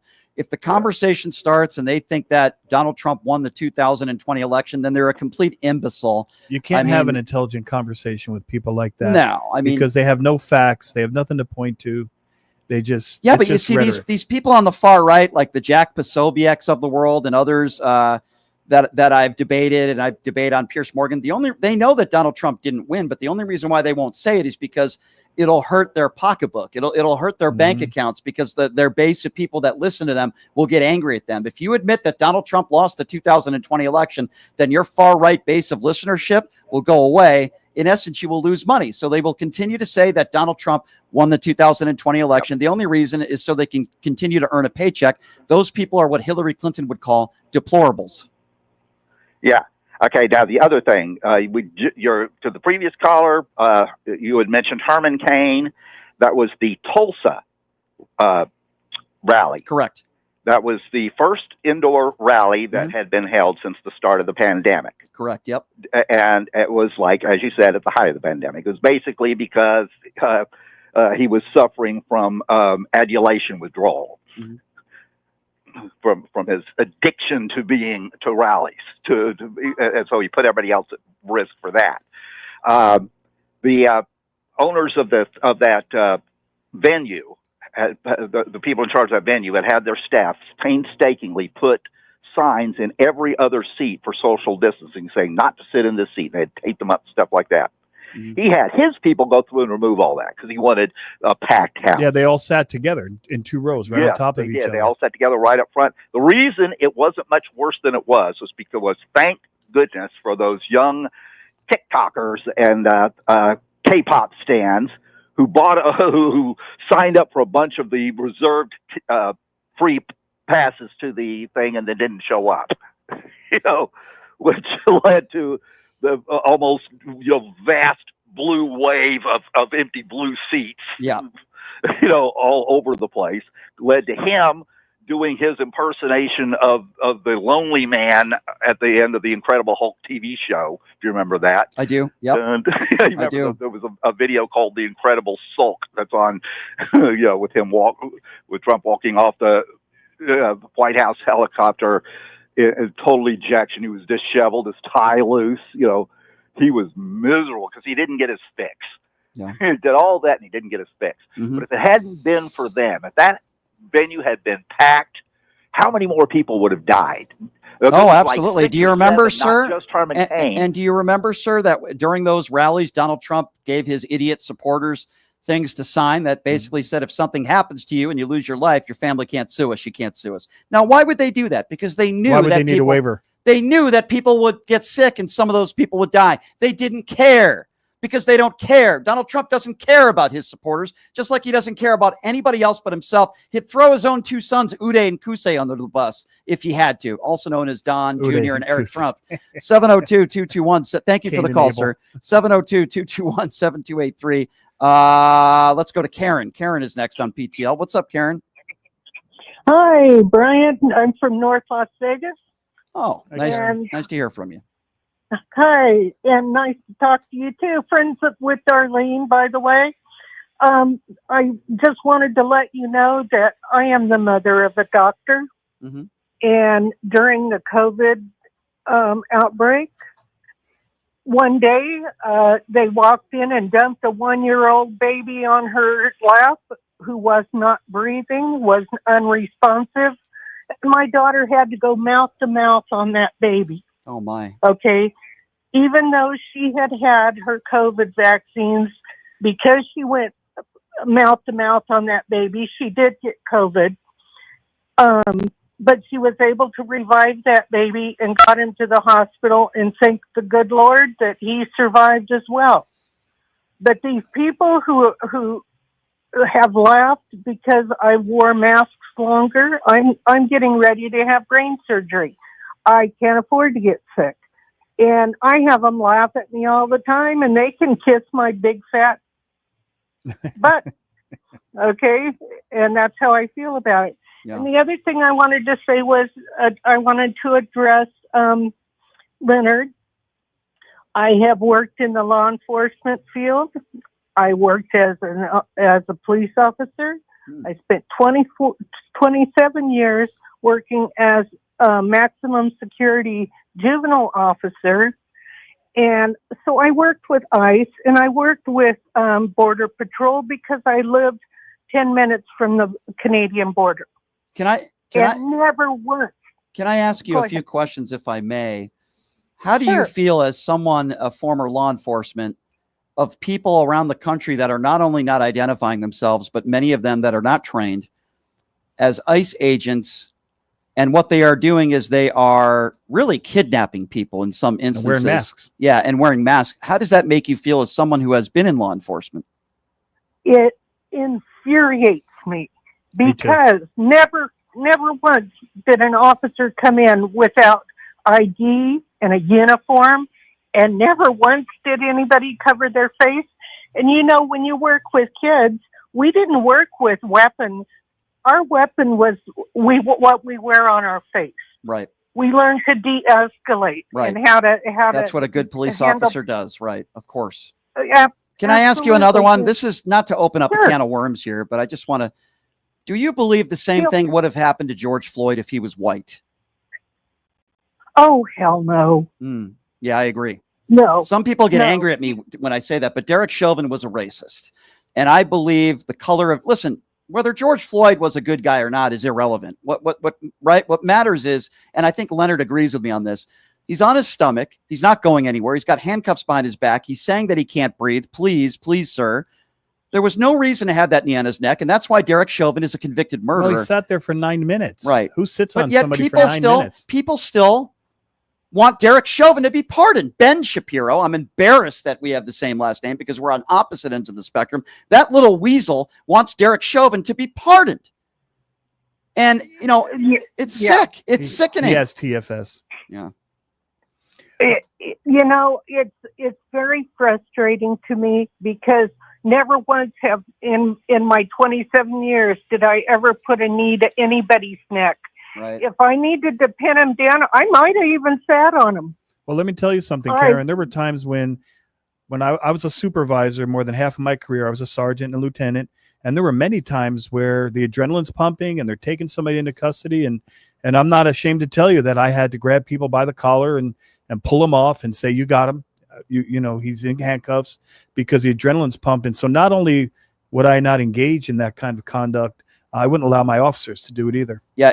And by the way, my dear, I believe you when you say that you wouldn't have used your knee in that way. The only circumstance I could think of where I wish you would use your knee if you were next to Donald Trump. 702-221-7 and try to find where try to find out where his genitals are, because I guess they're very difficult to find according to Stormy Daniels. 702-221-7283 is the number to call. Let's go to Brett. Brett is next up on PTL. What's up, Brett? Hey, what's going on today, fellas? A lot of the callers had touched on what I want to speak about, and I don't mean to get off topic, but this question I want to ask Leonard. Leonard, I've seen a lot of things popping up recently because of the anniversary of the assassination attempt, and in my opinion, like I'm not a conspiracy theorist, but I really think that was a setup and stage. So, do you guys have any opinions on that? Well, you know, the news glazed over it. We don't have in-depth information. At least I don't. I haven't read any. And I think that, have you seen the video, Brian? Maybe you've seen it on social media, where the press personnel for Trump, as soon as the shooting occurs, he runs to the left, he grabs a bunch of press agents and brings them around to the front, and then they lower the flag into the scene, so the flag is right above Trump's head. But I would say that was I don't know what happened there, but it's highly suspicious the way that all went down. It was very weird, but here's what I will say. A young man is dead, obviously a deranged young man who had that weapon up there. He's dead. You have another innocent firefighter, and while I don't think I think his politics were crazy. He dropped to protect his family. He certainly didn't deserve what happened to him, and he's also gone. So we know two people are gone. I will say this. There are some strange circumstances there. I don't believe that was a bullet that pierced his ear, and I am not a conspiracy theorist. I think that was a glass fragment. That's number one. Number two, I thought it was very strange that moments after, because Donald Trump has lived his entire life as a coward, but moments after he got up and he said, fight, fight, fight, and they lower the American flag literally seconds after shots rang out. I thought that was very, very strange. So I will agree with you that there are some very strange things that happened. Where did that next investigation go? What have they found? I don't know. Not much. We didn't get any answers why the police didn't prep properly with the Secret Service. Yeah. We don't have any answers why was that roof not covered? It was a couple of 100 yards. Are you telling me that they put a counter sniper team and they allowed a young man with some camouflage and a rifle to climb onto a building? Also weird that he played golf the next day and his ear was miraculously recovered within a day. But yet when he goes to the Republican National Convention, they're all wearing maxi pads on their ears. I mean, these people are just idiots. Literally, they're all wearing like maxi pads on their ears. They're freaks, these people. That one guy, I can't remember his name. The one with the voice like this that goes around and they're all idiots. They're idiots. And then he's wearing this big bandage on his ear. And then days before, what's that guy that dresses like a dragon? And I think you had him on the show. Robbie Roadsteamer? Yeah. No. Yeah. Oh, that guy. You see, he had a big he had the big maxi pad on his ear. That was hilarious. Robbie's the best. We got to get Robbie on the show again next week because Robbie has had some issues with one of his eyes. He's having some medical issues. So we want to get him on the show to maybe get people to donate for him because Robbie's a great guy. Let's go to Ray. Ray is next up on PTL. Hey, Ray, thanks for calling in. What's on your mind today? Number one, COVID. I had COVID before vaccine. Ventilator 2 weeks. Hospital 2 weeks. Put feeding tubes in. I couldn't swallow. I went in New Year's Eve, never got home till June. COVID is real. I've had 5 vaccines since then. The second item I really called in, you remember Gates? Yep. No doubt you do. Yep. Yesterday, the congressman, Corey Mills, that replaced him, his ex-girlfriend, that was Miss who the hell was she? Miss America, not Miss America, Miss USA. She's filing sex charges against him. That he wants to release videos of them having sex and nude pictures of her. The same Congress, the same congressional area. Unfortunately, I live in it. Yeah. Same scenario. We're all a bunch of bums. Well, let me tell you something. I don't know if you've ever watched the show To Catch a Predator, but I believe Matt Gaetz is the guy that would be a star on that show. Matt Gaetz and Donald Trump, by the way, would be a star on that show. And then what's his name? What was the guy who Chris Hansen would come out and say, Mr. Gaetz, Mr. Trump, what were you planning on doing with that lube and those French fries? That would be Matt Gaetz and Donald Trump. Let's go to the UK. I always love hearing from Paul from the UK. Paul, thanks for calling in. What's on your mind today? Yeah. Hi, can you hear me, guys? Yes, sir. Go right ahead. Yeah. Okay. So just on the COVID thing, this was all, when the COVID vaccine was launched in the UK, that was one of the proudest days of my life. The efficiency and the way that was done and the fact that it was ending a terrible era. At that time, I was tweeting quite regularly a mathematical formula which was showing the number of deaths in America that were unnecessary. And it was based on a very simple premise that America, as the most richest country in the world, should at least be normed with the rest of the world. So I was posting this number regularly on Twitter. The end result was that 80% of the deaths were unnecessary. 80%. In other words, if the number of deaths had been reduced by 80%, America would have just been level with the rest of the world in terms of deaths per day. Paul, do you remember your highest number? When you were counting the numbers, do you remember your highest number of deaths that you were comparing? I can't remember. It always hovered around the 80%. It's a very simple bit of maths. I'm a mathematician. No, not the percentage, the actual. I think there were like 4,000 in America at one point that were dying every day. It was extremely high. By the in other words, when it hit the 500,000 point, 400,000 of those people would have been alive if Hillary had won. So to all those magaloons out there with an empty, sadly, an empty space at your Thanksgiving table, there's an 80% chance that person would still be here today if it wasn't for that bloody idiot. It's interesting what you just said, and I don't necessarily disagree with you that if Hillary Clinton did win in 2016, I absolutely believe that not only would she have handled it better, she would have used that actual Barack Obama plan on how to deal with a pandemic that Donald Trump didn't use. And I agree with you. I think a lot of people, listen, I'm not a huge Hillary Clinton fan, but I agree with what you're saying. I think she would have showed real leadership and a lot of people's lives would have been saved. She certainly wouldn't have been holding campaign rallies in the heart of COVID, which is beyond despicable and irresponsible. She certainly wouldn't have used COVID press conferences as campaign rallies as Donald Trump did. She certainly wouldn't have been talking about injecting yourself with disinfectant, and she wouldn't have lied. Yeah, she wouldn't have lied to the American people. So Paul, the proof is in the pudding. She wouldn't have done any of those things. I agree with you. Many lives would have been saved. Yeah, but do you realize how dangerous those super spreader events are? At an exponential rate, or how contagious that disease is. Mm-hmm. So him holding those rallies with people packed together and spitting on each other when they scream and shout and refusing to wear masks because it's not macho enough. Do you realize how many people died because of that? No doubt. It's just phenomenal. I agree. It's just horrific. Paul, he's a mass murderer. Well, when it comes to his handling of COVID, I completely agree with you.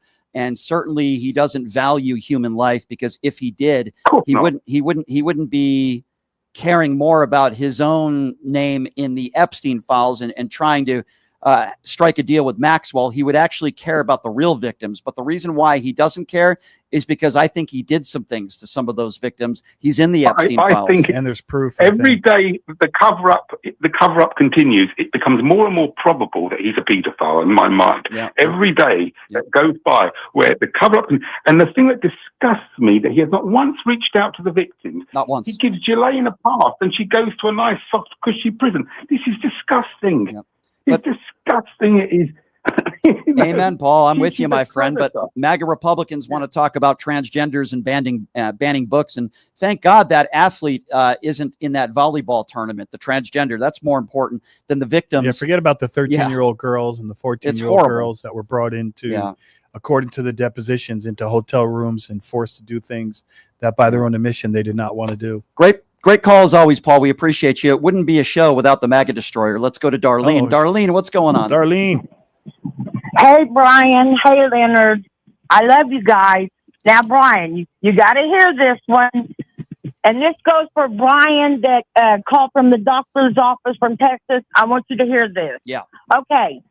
Remember we were talking about Ryan Walters, the superintendent of Oklahoma, and he had the nude women he got caught with the nude women on his TV screen during that Correct. meeting. And he's blaming Democrats and the Republican governor. He's calling it a conspiracy. Yes, but listen to this How one, Brian ridiculous. and Leonard. Yeah.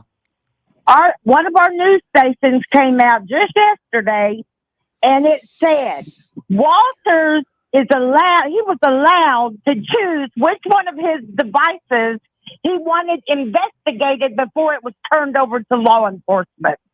Well, there you go. Now, take that one in. Yeah, there you go. He gets to choose his own device. Yeah, he doesn't. Come on, He does. He people. will not allow his own devices, all of his devices. They're not to even be covering up the cover-up anymore. They're just doing it openly. But it's the Democrats' fault, and it's what can I say? It's laptop. It was it's Hunter Hunter's Biden's. laptop. Yeah, it's Hunter Biden's laptop, and it was a transgender that put the porn on that video, and everybody that was in that room must have been a left-leaning conspiracy theorist. And even though you have a Republican governor, now he's blaming the Republican governor. Darlene, it's absolutely crazy. Leonard, is there any, what can we do? If it's like it was first turned over to the sheriff, which is a Republican, that's how they work, Yeah. Cheating Well, all the time. problem is that, Darlene, in my opinion, is 71% of Democrats believe that the leadership's not doing enough. And then you see somebody in Texas, the governor in Texas, he sends out the state police to bring people back from Illinois. He sends out the Texas Rangers to do an investigation. He threatens to take away their credentials, even though they're elected. And California and Gavin Newsom is doing a great job. But you know what? All he's saying is, well, if you make me do it, if I'll do it. And Illinois and Washington, they're saying, why don't they just, what are they waiting for? Why are they not fighting back? That's the problem that I have. I agree with you. They have to be fighting back. Darlene, it's always good to hear from you. And thanks, Darlene. I appreciate your phone call, my dear. Thank you so much. And that guy who is the superintendent in that district is an absolute clown. But it does appear to me that the people who buy the Trump Bibles, or in this case, he was pushing every classroom to have a Trump Bible, are usually some of the biggest sinners and some of the most despicable people. Isn't it weird how that works out that way? Yep. And this is a guy who wanted a Trump Bible in every classroom and the 10 Commandments. And yet this is the guy in his own office that's watching porn. And God knows what porn he was watching. Not that it really should matter, but it really is despicable and it's disgusting. And then he says he's innocent and he wants people in a sense brought to justice who are lying. Then why won't you let all of your electronic devices be investigated? Why are you choosing which one you want to be looked at? Well, I'll tell you what, because you're guilty and there's probably worse stuff on there that we don't know about. Anyway, just a reminder to all of you, we're an independently owned radio show. So whether it's the YouTube Super Chat, I highly recommend if you want to help us out, go to my website, which is pushingthelimits.live. Again, that website, pushingthelimits.live, where you could make donations. Doesn't matter what it is, $5, $10 a month, whatever you can afford. We appreciate it. Helps us keep the lights on here. And tomorrow on the program, we have a very, very good shot at getting Donald Trump on the program for 10 minutes tomorrow. I'm also going to be talking about the conspiracies of Howard Stern. Everybody on the right is saying Howard Stern is going to be fired, which is obviously not true. Donald Trump even commented on that. It's absurd. Well, I think his contract is up in December, isn't it? Yeah, it doesn't mean you're getting fired. Yeah, I think it's, but he has to decide whether he's going to. I'll get into that. I'll get into that tomorrow. But yeah, Leonard, thanks so much for being here as always, man. Always a pleasure. We'll catch up with you next week, my friend. Always good to see you. And we will see all of you. It's good to see all of you. We'll see you all again tomorrow. We're going to take a 22-hour break. Have a great day, everybody. Hey, everybody. Are you struggling to find a pizza place that reminds you of Brooklyn?